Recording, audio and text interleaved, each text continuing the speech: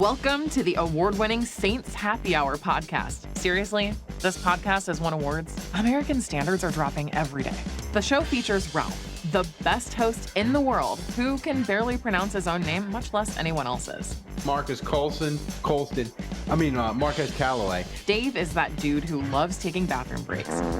He's mad about almost anything, so make sure to lower your volume when he speaks. Put that freaking clown meme back up that I made. Jesus Christ. Andrew has sources, watches tapes, and knows football. He rarely shows up on time and wants to commit crimes to help the Saints win. Sean Payton would have done illegal things. Don't tell me I'm wrong, because you know it's true. Oh, and there's also Kevin, who is great at doing mock drafts, but struggles to actually watch Saints games or have a functioning relationship. Budrich wants to know how the doctor's doing. That ended. Anyway, grab a drink, sit back, and enjoy the insanity. All right, everybody, welcome to another edition of Saints Happy Hour podcast. As always, we are brought to you by Hard Hide Ponchatoula Strawberry Whiskey. Thank you, Kevin. My brain is right behind you. It is. Right. It's over your left shoulder. It's over my left shoulder, and I still struggle to remember it. By the way, wherever you get your podcasts, find us, subscribe to us on YouTube, like us. It really helps the channel. And I want to give a shout out to all the nice people on social media who are trying Hard Hide Strawberry Whiskey and tweeting us and tweeting Hard Hide and tagging them and telling them how much they love us. Keep doing that if you decide you like Hard Hide and you purchase it because you've heard about it here. Tag Hard Hide, let them know. Do that. That helps us. That helps us tremendously because they know that they're getting their money's worth, which they are, because we're a drinking podcast and we wouldn't steer you wrong. All right, Kevin. Saints 2-0. Yep. Going to Green Bay. A little bit I'll take ugly 2-0 versus pretty 0-2. If you're one of these, no. I tell you what, you go on ahead because I've got something brewing. So go on ahead. I want to lead you into it because I was listening to, when the Saints win, right? And we see it with our numbers. Saints win, our podcast numbers are like 25, 30% higher because people win. We're like, we want to consume every bit of Saints content we could find locally, nationally, wherever, right? So the Saints are 2-0. They played on Monday night, right? So all the big podcasts are reviewing both games. And I'm listening to a bunch of them. And I was listening to Mina Kimes and Dominic Foxworth. And they were talking about the Saints. And they were like, Dominic Foxworth was like, look, the Saints, when they start playing good teams, like this way they played, it's not sustainable. And Mina Kimes was like, have I got news for you, buddy? Look at the schedule and find me the good offenses. Right. Where are the good teams? Where are the good teams? Where are the good teams? Where are the Glengarry teams? But to your point about the Saints offense, it's got to get better. You got statistical things from Kevin. You're diving into the data. But I'm going to give me the data. Before I do that, hang on. But before I do that, I want to jump. I want to get this one off, and then you say whatever. Listen, there's people complaining about, Derek Carr has been terrible, and they're 2-0 despite, in spite of him. They need to consider putting Jameis back in, or they need to consider doing this, or they need to look at doing that. It's like, again, as I said at the start, and as I know you guys said on the big pod earlier in the week, give me 2-0 looking like this versus 0-2 the other way. I tell you what, if you guys are so desirous of having a powerful offense that can't win a fucking game, can I interest you in the 2023 San Diego Chargers? Go be a fan of them. They can score all day. They got a great team. I love them. They got a great quarterback. They got a great offense. They're 0-2. That's right. Give me 2-0 looking like ass from time to time. Can't stop it. But pulling it out, making big plays when you need to, and getting it done versus the other way. Well, that's my thing. There. That's my thing about the Derek Carr. Critical. You could be critical of Derek Carr, and we'll get Absolutely. into it. But he's made plays at critical times when the Saints have needed it.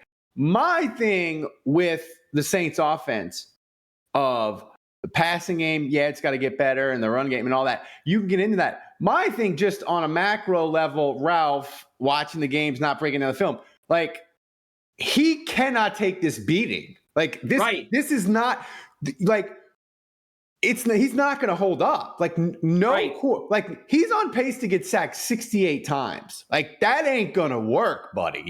His brother's looking at those numbers and going, Jesus, man, that's a lot of sacks you're taking. That's right. Like, you can't, like, it's not sustainable business model. So I want we were talking before on air. I want you to give me some of the stats for the Saints, the things that you're like, they better get better at before we get into the specifics of the Green Bay game. Okay. So I went ahead and I thought to myself, look, the defense is great. 10 out of 10, no notes. You know, chef's kiss, the whole deal. No notes. That defense is a playoff caliber, Super Bowl caliber defense. Somebody tweeted out, I don't even remember what account it was. Somebody tweeted out like the 2023 Saints defense and the 2011 Saints offense. And I quote tweeted that, and I was like 20-0. 20-0, that's 20-0, baby. You're not talking, just get out, pound sand. Like, that is the stuff dreams are made of. That's like, right. How weird is it that during the game on Monday, we were saying this offense is failing the defense when, 4 years ago, 5 years ago, we were through the second half of the Drew Brees era, we were constantly saying this defense is failing this offense. It's now flipped on its head. So I thought to myself, the offense needs to get better. How much better do they need to be in order to fit the mold of a playoff team? All right. I went back. I only looked at the last 3 seasons because that's when they expanded it to 7 teams in each conference. That's a good point. Plus, it also made it a lot easier on me in terms of having to look up and add and do averages and all that kind of stuff. So I'm going to tell you right now, the Saints, would be nice if this thing loaded. The Saints offense is averaging 18 points per game. That is 1, 2, 3, 4, 5, 6, 7, 8th lowest in the NFL. Ugh. That is not going to cut it. I have scoured the last 3 seasons. There is only one team, AFC and NFC, only one team in the last 3 seasons that made the playoffs averaging less than 20 points per game, and that is the 2022 Tampa Bay Bucks. Oh, I knew it. I knew you were going to say that. The trash. Every other team is over 20. Now, granted, there are some that are like 20.6, 20 point, low 20 point, whatever. You got to get to 20. And because I did all the work and I'm proud of my work, I'm going to go ahead and tell you. Do it. Lowest points for in 2020, Washington Redskins, 20.9. In 2021, the lowest points for were the Steelers, 20.2. And in 2022, the lowest points for were the Baltimore Ravens, 20.6. Yeah. I averaged all of the playoff teams from each season, points for and points against. And I got the numbers here. In 2020, the 14 playoff teams averaged 27.8 points per game. Okay. And they were giving up 22.3 points per game. Okay. In 2021, they were scoring 26.4, giving up 21.4. In 2022, last season, they were scoring 24.7 and giving up 20.9. So the offensive numbers have gone down, as have the defensive numbers. So the Saints by my calculation, need to average at least 6 points per game better. Then what, Dan? Not you're not asking the world. Right, but I'm saying that's at least. Yeah. That's at least 6 points Well, per game better. We're not asking the world. Just like if their defense stays as good as they're doing, getting to 24 points per game on average, like getting the average up to 24. It's a 13. That includes these two games, so that means they got to score way more than 24 now. I mean, but if they get it up to 24 and the defense stays where it is, they're in very good shape. They're a 13-win team. They're a 13-win team. You can argue about if they're a serious contender or whatever. The Saints are. I'm not arguing that. Yeah, I'm not arguing regular that. Look, season. That's what we are. We're in regular season. The 2-0. I checked. They have the lowest point differential of every 2-0 team in the league. Now, granted, it's only 2 weeks, and there are a couple of teams there's I think one other team that's in the single digits. The Saints have a +4 point differential. That's it. There's one other team I think that has +9 or has +9. And that's it. But I'm not arguing about how good do they look. All I'm saying is this is all about making the playoffs. Win the division, make the playoffs. Period. End of story. We'll worry about the playoffs when we get to the playoffs. When we get there. We're 15 weeks away from that. Yeah. Like the main, the thing with the Saints on offense is as much as they have struggled, the one thing I will say that I think helps them and gives them is going to give them, even if the offense doesn't become really prolific or as good as we had hoped it would be, right? Even if it's still kind of a mess and it gets up, even if it gets to your goal of like 24, 25 points a week, right? It's not going to be great. But Kevin, thing that's going to give the Saints, I believe, at least a puncher's chance in the playoffs is they might struggle on offense. But the thing that they have that a lot of these defensive teams that have struggled on offense in the past that have gone to the playoffs with really good defense, the thing the Saints have is they have dudes at wide receiver that can make a big play. So they got dudes. They've got dudes now. They got dudes. So like if they play, hypothetically, you're playing a Dallas, a San Francisco, or whoever in the playoffs, and they're like, haha, we held you down, Saints. It's middle third quarter. We're winning 10-3, and you got 90 yards of offense. Haha, you're not going anywhere. Oh, boom, Olave, 70-yard touchdown, game tied. Like that ability is going to give them a chance versus elite teams. But that's something we can talk about as the season goes on. Right. We got Green Bay this week. And Green Bay, I watched the game Sunday on the Sunday Ticket, and I watched the replay, the condensed version. Green Bay on offense was doing fine. They were moving the ball, and Jordan Love just absolutely fell apart in the fourth quarter. It started when they had like a sneak, and he like botched it, fell or whatever. And it's hard to explain if you don't see it, but he botched it completely in a comic fashion. Green Bay, they didn't get a first down in the fourth quarter. Like they were horrible and they just fell apart. But before that, their offense was moving. But the thing that surprised me, Kevin, I like watching the game, I felt like, I was like, oh, Jordan Love, he's pretty good. But like, the passing offense for Green Bay is like 23rd in passing yards. They only have 377 yards in 2 games. Now, granted, he's got 6 touchdowns, no picks. They're 23rd. They're 29th in first downs.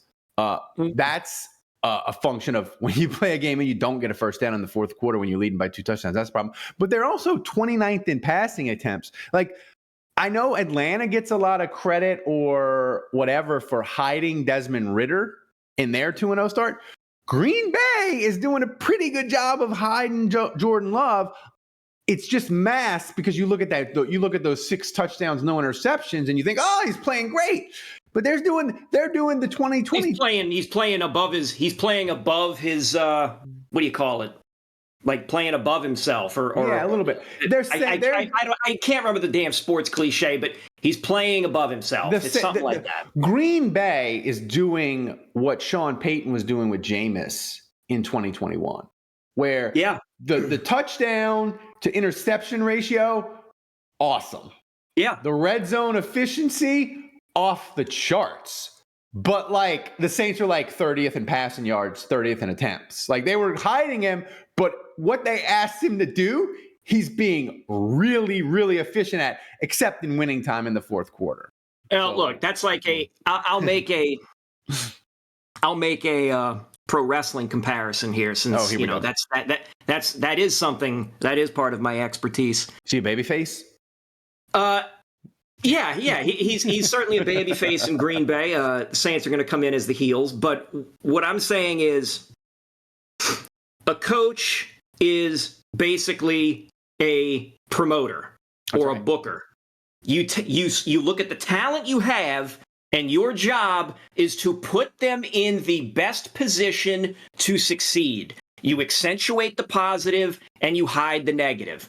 So if somebody is, if a guy is real good at scrambling and making plays on his, in whatever, then you would design an offense that allows the quarterback to move around and think on his feet and dink and dunk and do all this other kind of stuff. You design an offense around the athleticism of the quarterback. If the quarterback is flat-footed and doesn't really do that, then you design an offense around that. In this case, or you look at the Saints with what they did with Jameis, same thing. Get down the field, make the plays, have the red zone efficiency, all that other kind of stuff. You got me off topic now, because now you mentioned an NFL coach is like an NFL coach is like a wrestling promoter / manager. Now, Booker. I didn't hear anything you said. All I was like, is Dennis Allen Jimmy Hart? Is he Bobby the Brain? No, it's not that. No. Manager is different. Manager is different. Booker and promoter is the guy up top. Managers are basically part of the show. Managers are basically part of the team anyway. Let's see, is he Miss Elizabeth? I'm confused now. You got me off. You got me off track, man. You got me off track. The people in this country, brother. I tell you what, if Dennis Allen wants to get over with the people, he can start cutting some promos like Dusty Rhodes at the podium. That's it. Like, I feel like maybe you keep on kissing babies and hugging fat girls. I feel like I want, like, Dennis Allen, like if he would just be like 15% like Deion Sanders, like just like every Thursday, just cut me a wrestling promo. Maybe 7% more. Maybe 7% more Deion. I don't know if we could handle 15%. Be like cut me a wrestling promo, like insult the city of Green Bay, insult Jordan Love, like for like 45 seconds, and the Saints could bring in like a famous wrestling host, like Tony. What is it? The guy with all on the Ric Flair clips, Tony Schiavone. Tony Schiavone. Or you could either bring in Tony Schiavone or David Crockett. Yeah, like just fly the him bearded in. Guy. Fly him in. He just, or he could even cut it. He could cut it like Sunday morning, like before the game. Like they could get him like when he's walking into the stadium. That'd be amazing. No NFL coaches believe in that much fun. So Green Bay, Kevin. Yes. Back to them. Back to Green Bay.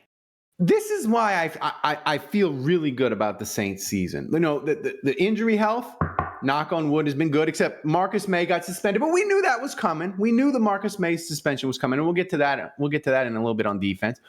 But I feel good about the Saints because I feel like they're catching these teams at the right weeks. Like they catch Carolina, right? Down 2 guards, down J.C. Horn. Green Bay, down 2 offensive linemen, including David Bakhtiari, who's probably not going to play according to reports. They might be without Aaron Jones. Christian Watson's going to be game time decision for Green Bay. Yeah, I know. I've got him on my fantasy team. God damn it. So, like, I just feel like it's breaking the Saints' way. Like, they're catching these teams at the right time. And you have said this. You've said this going back to 2009, and I'm pretty sure you said it before that too. Yeah. But I remember in 2009 because good things were happening. You've said, and you've pounded this drum. Winning and being successful in the NFL takes just as much luck things going your way and things bouncing your way as it does perfect skill and execution and having like a great team. Oh, because there are a ton of great teams that never that either don't get to the playoffs or get to the playoffs and blow it because the ball didn't bounce their way. You need a healthy amount of luck. And that's what we're seeing right now. I would say like NFL is like 60, or I would even go higher. I would say it's 55% how you build your roster, and the other 45% is just a combination of breaks in playoff games and injuries. Like that's going to decide your fate, right? And the Saints, like 2009, same 5 offensive linemen every game, right? They had one. Jamal Brown got injured. They've slid injured. Bushrod, he started at left tackle the whole year. They had no injuries on offensive line. What the hell is that? I don't think that's ever happened since. But it happened in 2009.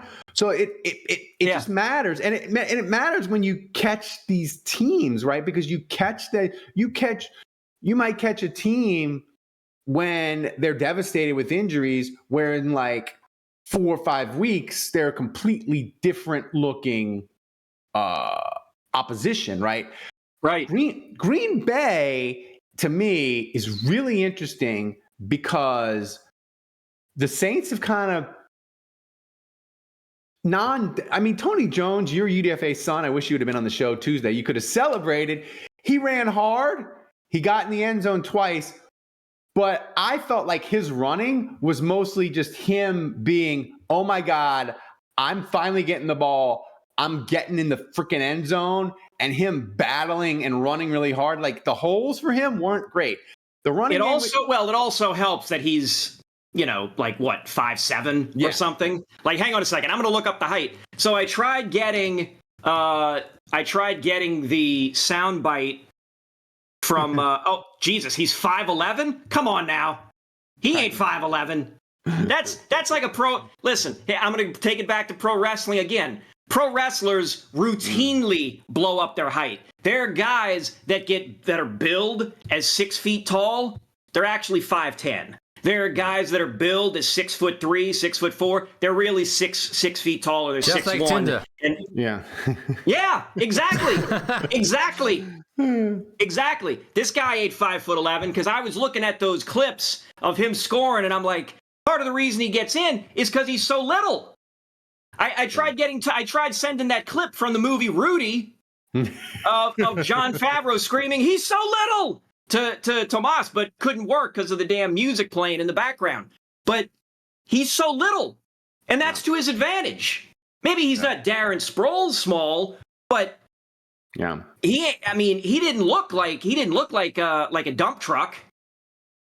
Well, I mean, the thing is, and maybe that's to his advantage because he hides. He hides, but he hides in the tall grass. I'm fine with that. It's going to be, the running game that Kendra Miller, they say, is going to be full go, but it's going to be Kendra Miller, Tony Jones, and Taysom. And here's the thing with Green Bay.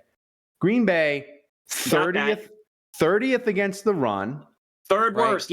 Third worst. They're giving up 4.5 yards a carry, right? So, I mean, that's 166.5 yards in the 2 games. Yeah. So to me, it's interesting because Taysom was tremendous. 9 carries, 75 yards. And the thing with Taysom, though, and that people are yelling at me on Twitter this morning, is I'm like, no, the Saints don't need to use him more. He's 33 and is injured all the time, Kevin. Like, people get on Pete Carmichael, they give him crap, but I really think like last year, the usage, the amount of touches Taysom got was perfect. Like Taysom. Right, but weren't you? Hang on a second. Weren't you one of the ones on the big? Weren't you saying, "Oh, let him run the ball 15 times"? No, I was. Yeah, like, you were. You were saying split Thomas, it between him and Tony Jones. I played it back and listened. You and Jules were saying split it even. This week, yes. Yeah. Because that's the thing. I didn't know Kendra Miller was going to play. Okay. Like Kendra Miller sort of changes the equation a little bit. I'm not going to criticize the Saints' usage for Taysom Hill. What I am going to say, Kevin, is if you're going to limit him because he's 33 and you're like, listen, we have to keep him healthy the whole year. The thing that I would like the Saints to do is like, if you go into a game and you're saying, listen, we're going to get ideally, we want Taysom to get 6 touches, like 6 carries, 7 carries, whatever. Then to me, priority is 3rd and 4th and short and red zone. Like, because you don't have to increase the usage, but you have to prioritize it. I want more Taysom runs in the red zone, and I want more Jimmy Graham in the red zone.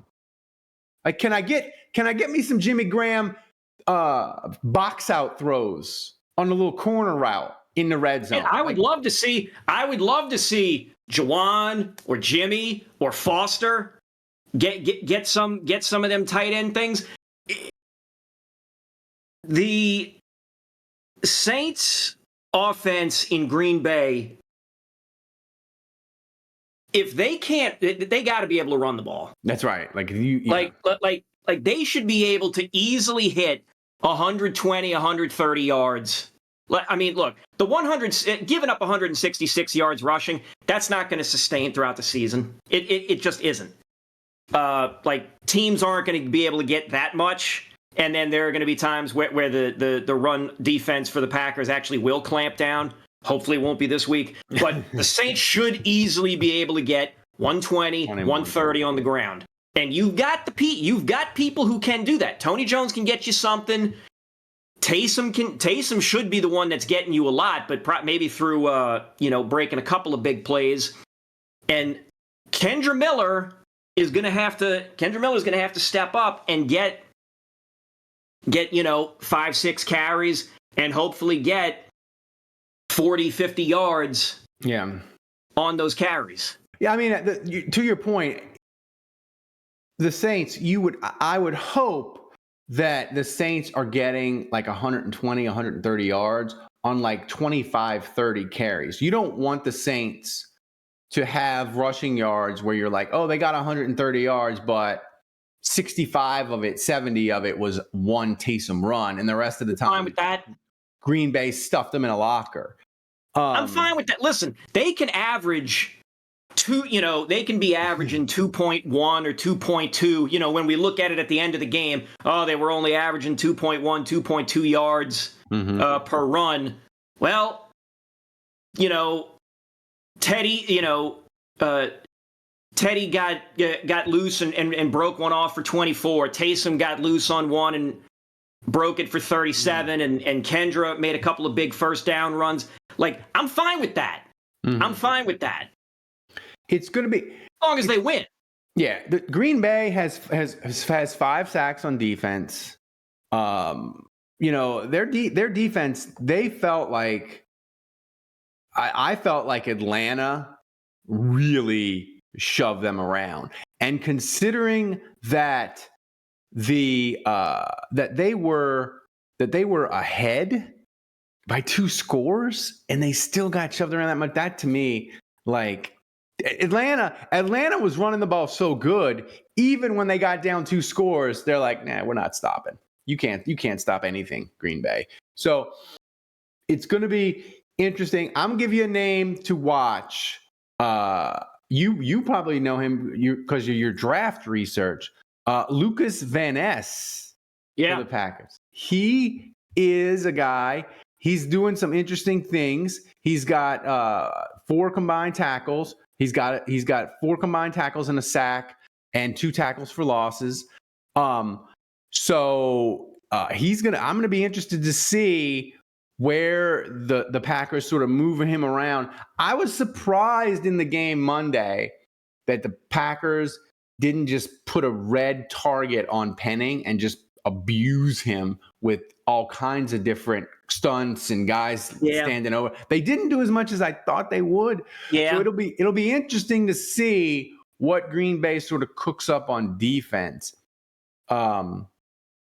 Listen, maybe Penning's thing is he'll play better in Big Ten country. Maybe. I feel like I don't know. I don't know. Like all I know is what he's doing now is untenable. That's it. It's untenable. The way the offensive line is playing right now, and again, I don't give a rat's. I don't care at the moment what the second half adjustments are being made. Don't get me wrong, it's working, but we shouldn't be at that point. Again, we're at 18 point points per game.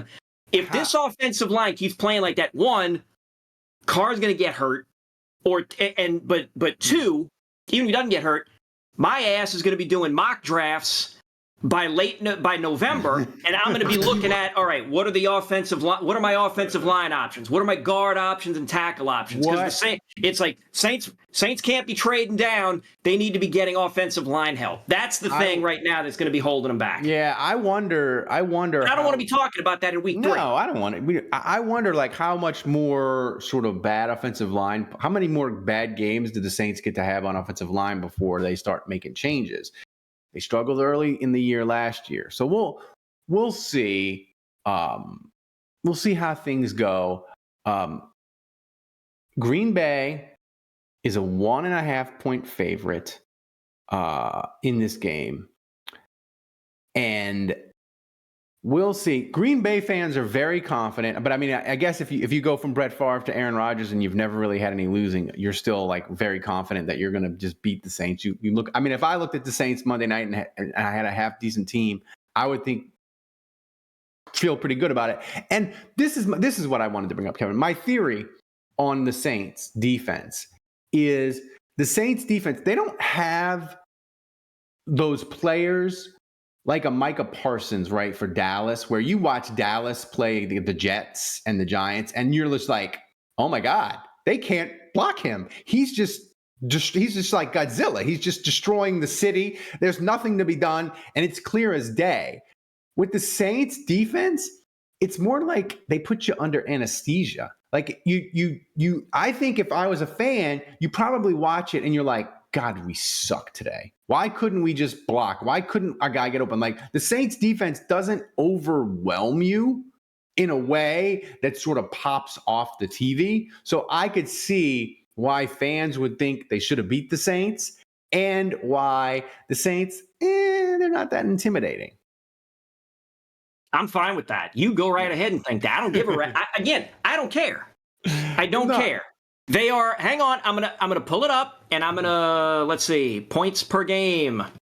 The Saints are giving up 16 points per game. That is 1, 2, 3, 4. That's tied for 5th best.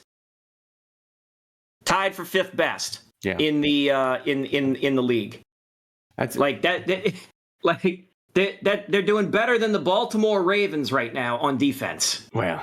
Better than the only defense that I can say with certainty that's better than the Saints is Dallas.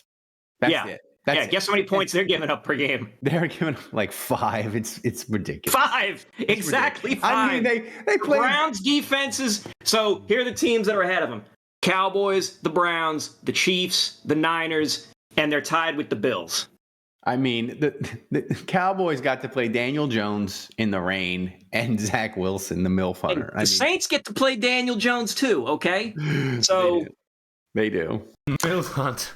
The MILF hunter. Whenever I see him, I always say that Zach Wilson. He's the MILF hunter. To me, he'll always MILF Slayer. That's all he'll ever be. So Kevin, we've come to the part of the program. By the way, if you're listening to this podcast, just wherever you find Saints wherever you get your podcast, just search Saints Happy Hour, hit the subscribe button, listen to us for a week or two, and see if you enjoy us. I promise you will. It'll make your Saints season more fun. So this is the point of the program, Kevin, where we either change our pick or confirm our pick. Well, you're playing with fire. I'm playing with fire. I picked the Saints, I believe, 34-14. I'm not changing it. I think the Saints are due to not necessarily put it all together and be like amazing on offense, but I think they're going to turn Green Bay over, get the offense some short fields, and the red zone offense is going to be better, and they're going to cash in for touchdowns, and they're going to, for the first time all year, really get to play from ahead in like the middle part of the game. You know, Carolina, they got ahead by 2 scores, but that was late. Tennessee was back and forth. I think the Saints are going to be in that second and third quarter where they're going to be 10 points ahead, 13, and they're going to get to really abuse Jordan Love in a fun way. I'm sticking with my pick, Saints 34-14. So don't ding me, Thomas. I'm sticking with my pick. I'm not going to. I picked Packers 21-20. I made that pick on Tuesday. That was before finding out that the Packers were going to miss another guy on the offensive line. Right. I think it was. That's right. I'm still going to stick with it. I still want the Saints to win. I hope I'm wrong. I'm fine being. Wouldn't be the first time I'm wrong. Wouldn't be the last time I'm wrong either. I'm fine being wrong when I pick against them. Yeah. So I'm going to stick with 21-20.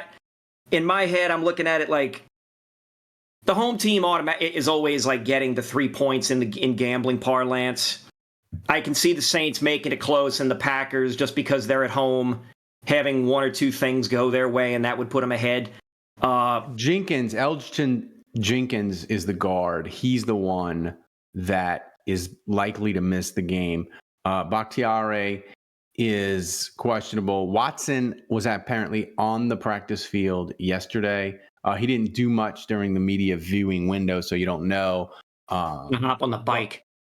But we'll see. So the Packers are dealing with some injuries. Oh, that's what I forgot to totally mention. But go ahead on your pick, and then we'll get to the last thing that I did everything. I said I'm sticking with the Packers 21-20. Yeah. I hope the Saints win, brother. I would love it.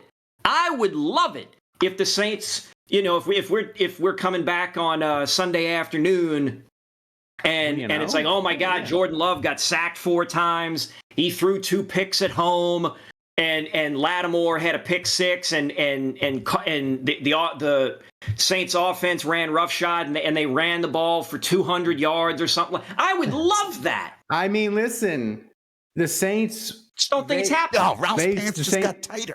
They did. The Saints win. It's more fun. We get more viewers on the podcast. We get more people listening. It's just the vibe in New Orleans and in the world is better when the Saints win. The most Saintsy thing ever, Kevin, I think, is the Saints go to Green Bay, stomp the Packers. We feel great. We watch Tampa get mauled on Monday night against the Eagles, and we're like, LOLs, we got Baker coming in next Sunday. 4-0 is a lock, and the Saints do Saintsy type things. Baker Mayfield goes 4 of 21 for 37 yards, and somehow Tampa wins the game. Listen, that would be the most Saintsy thing ever. I'm gonna be. Here's my extraordinarily optimistic thing right now. It is not out of the realm of possibility that the Saints could be 6-0. Wow. Going to when Jacksonville comes to town. Whew, on a Thursday night. Hang on now. Because I think my calculus is that I think they're losing one of either Green Bay or New England because they're both on the road. Yeah. Mac Jones stinks, and the Patriots are That ain't your older brother's Patriots anymore. And Mac Jones stinks, but they're at home. if it was the Pats coming to New Orleans, I'd get my goddamn ink pen and mark that down as a W. But because it's on the road, I think there's a chance they lose that. I'm just picking them to lose to the Packers, mostly because of the road advantage that the Packers have. That's it. It's not out of the realm of possibility that Jacksonville comes to town on the 19th and the Saints are 6-0. The Saints, because the Tampa game, all the games are either winnable or the Saints would be favored. I could absolutely see the Saints rolling into New England and maybe being a 1-point underdog just because they're on the road. That's it. dude, That's it. 30-12 on the road since 2017. Like, the Saints are you don't think of them that way because you think, oh, it's the dome and the Saints are built for the dome and all this. The Saints, like 2017, the Saints have basically been a defensive team. Defensive teams, defense travels really well. The Saints are 30-12 on the road. Again, this goes back to the thing I was talking about at the very beginning of this. If that offense starts getting a little bit better, where they're getting above 20 now, yeah, on their way to getting to 20, that average of 24, they can beat Tampa, they can beat Houston, they can beat New England. Again, the Green Bay game, whatever. But 6-0, not out of the realm of possibility. 5-1, I feel good about saying 5-1. If the Saints could be undefeated going into the Thursday night game against Jacksonville, Al Michaels might actually stay awake and like give a damn about doing the play-by-play. That would be exciting. I would much rather. I don't care if he's excited or not. I would prefer if he pronounced the city name correctly. New Orleans. Final thing, we skipped over it. Marcus May, I mentioned it at the top. We didn't get into it. He's suspended 3 games, which I think it works out better for the Saints that the suspensions of Kamara is almost over, and then Marcus May starts. So they only have 1 game where they're both gone. So I think that kind of works out in the Saints' favor. He's been playing really well. Safety, the Saints. He's one of those free agents, Kevin. I think the Saints signed him to when they lost, Malcolm Jenkins retired, Marcus Williams left. Like, he's one of those free agents where you don't think of it as like a great signing. It's not a terrible signing. You're just like, yeah, they signed Marcus May, and he's kind of like what we hoped he'd be, kind of a pretty good safety. But here's my prediction for the Saints. And this is gonna set the 2023 Saints vibes meter. It might break it. The Saints have a rookie safety, Howden, from they drafted him this year in the 6th round, I believe, or 5th round. He's from Minnesota. And I believe, Kevin, he's going to Jordan Howden.